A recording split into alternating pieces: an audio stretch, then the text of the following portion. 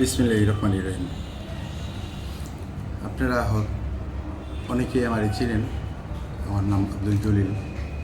আমি একটা রাজনৈতিক দলের সাথে জড়িত।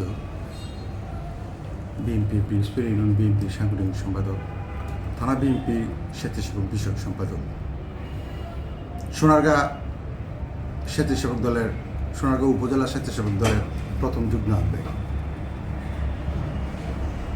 কিছুদিন যাবৎ দেখতেছেন আমাদের দুই ভাইয়ের বিষয় নিয়ে ফেসবুকে যোগাযোগ মাধ্যমে অনেক কিছু হইতেছে, অনেকে মন্তব্য করতেছে। তার জন্য আমি লজ্জিত। আমি সোনারগাঁবাসীর কাছে আমি ক্ষমা প্রার্থী। আসলে এরকম হওয়া উচিত না, ভাই হওয়া উচিত না। তার জন্য আমি আমার দলের নেতাদের কাছে, কর্মীদের কাছে, ভাই ব্রাদার বন্ধুদের কাছে, সবার কাছে আমি ক্ষমা প্রার্থী। আমারে মাফ করবেন। দলের অনেক দুর্নাম করছি, যাতে আর দুর্নাম না হয়। আমার ভাই একটা সংবাদ সম্মেলন করে আমার বলছে যে চুনা ফ্যাক্টরি আমি চালাই, আমি চুনা ফ্যাক্টরিটা ভাঙাইছি। তারপর ভাই বলে সংবাদ সম্মেলন করে আমি চালাই, কিন্তু আমি চালাই নাই। ওটা আমি একটা যে জায়গার মালিকরে দিয়ে আমি একটা অডিও কল আমি দিছি এক সাংবাদিকরা, ওটা ভাইরাল হয়েছে, অনেকেই আপনারা শুনছেন। যাই হোক, আরেকটা জিনিস বলছে আমার ভাই, চ্যালেঞ্জ করছে যে আমি মাদকাসক্ত, আমি নেশা করি। আমি যদি নেশাখোর না হই তাহলে আমার ভাই দল থেকে পদত্যাগ করব। আমি চাই না আমার ভাই দল থেকে পদত্যাগ করুক। যদি আমার ভাই সংবাদ সম্মেলন না কইরা এভাবে ঘরোয়াভাবে বলতো যে তুই নেশা করস, তাইলে আমি কিছু বললাম নইলে। যদি দুইটা আমার থাবড়াও দিত আমার অন্যায়ের কারণে, আমি কিছু বলতাম না। কিন্তু সংবাদ সম্মেলন কইরা 50 জন 100 জন সাংবাদিক নিয়ে সংবাদ সম্মেলন কইরা আমারে বলছে মাদকাসক্ত। আমি ডোপ টেস্ট করতাম। ডোপ টেস্ট করলে যদি ডোপ টেস্টে না আসে তাহলে আমার ভাই পদত্যাগ করবে দল থেকে। আমি ডোপ টেস্ট করে নিয়ে আসছি। ভাই যখন বলছে তখনই আমি স্কোয়ার হসপিটালে ফোন দিয়া আমি সিরিয়াল নিয়ে আমি কালকে ডোপ টেস্ট করে আসছি।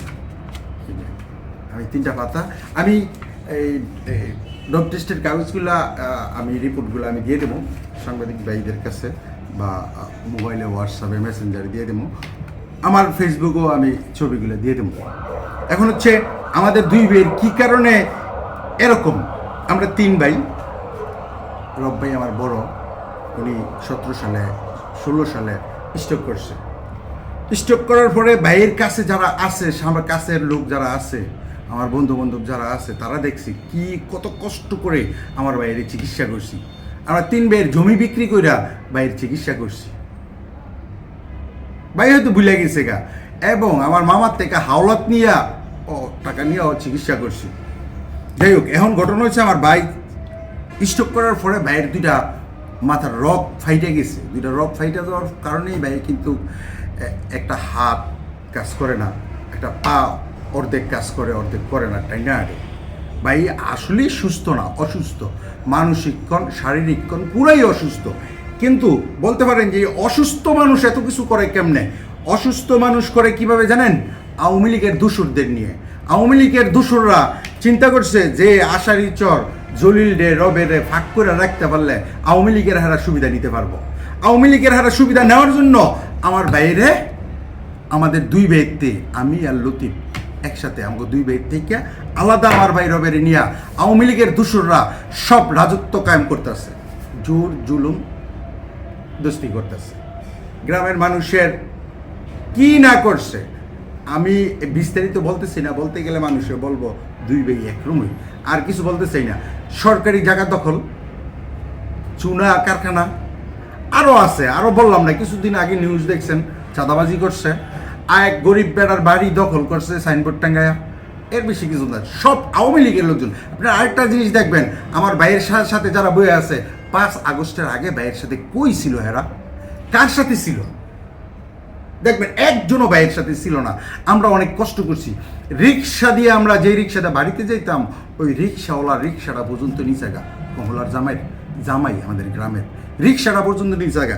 আমরা রিক্সাটা যাইতে পারি নাই, হাইটাইতেছে, অনেক কষ্ট করছি। আমারে কি করছে, মারছে, এগুলি অনেকেই আপনারা জানেন। সোনারগাঁ আপনাদের কাছে আবারও ক্ষমা চাই। আমাদের কারণে আপনারা দলের দুর্নাম হইতেছে, ক্ষমা প্রার্থী আমি।